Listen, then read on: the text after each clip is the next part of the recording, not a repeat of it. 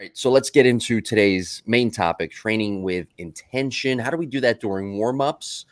There's a lot of ways to do such, but I've found at least for me personally, and I think a lot of athletes can relate to this, you struggle in warm-ups, you just want to get going. You want to Mm. get playing, you want to get to what part of that practice, for example, that you want to get to and work on. In warm-ups, how do we train with intentionality or intention? How do we train with intention, and how do we get the most out of those warm-ups to get us properly prepared?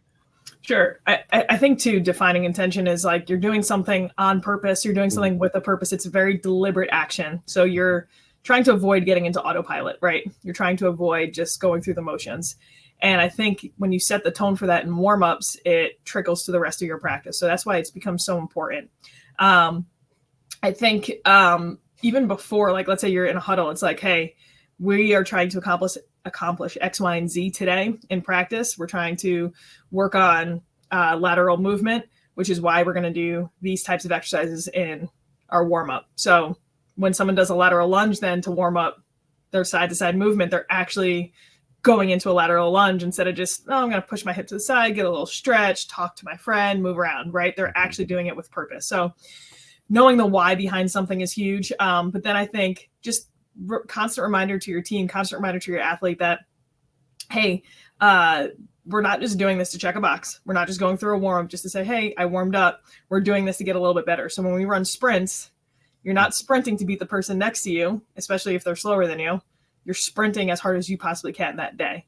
You're finishing through the line every single time, not just slowing up right before the line. Because again, your practice doesn't make perfect, it makes permanent. We're reinforcing these unintentional habits then. Yeah. And when you say, like running sprints, for example, there's that internal competition that somebody has, right? Mm-hmm. That they want to beat the person next to them. I wonder though, with doing sprints or doing all of these things in warm-ups, if sometimes we warm up as athletes too much and we lose focus rather than just pointing out some of the things that we need to work on, or at least some of the things we need to get loose and warm ups. Example, I don't know, if you're doing squats, you're not going to do a chest stretch, right? You're going to get the groins and get the hip flexors activated. You're not going to do like a lat stretch or something like that. So I do wonder, consolidating warm-ups, if that's the proper way to go to get the best out of those warm-ups. Yeah. And I think, if you're warming up a team, if you're warming up an individual, if you're warming up for yourself, there's a lot of reflection that needs to happen. Yeah. And I think sometimes coaches will get caught up on, well, this is the program I have. These are the reps and sets I had written down. I have to stick to this, when really that should be your guide that you then make adjustments based on how the athletes are doing.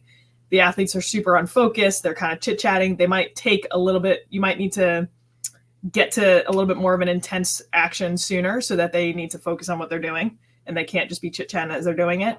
Or if you notice, like, they're in a great mood, they're ready to go. I don't want to waste this good, like, vibe, good intentioned, focused effort on doing 20 more minutes of a warm-up drill. Let's get into something, right away. So again, you have this guideline, but you don't want to be married to it where it's going to then affect how you can actually be a human in coaching.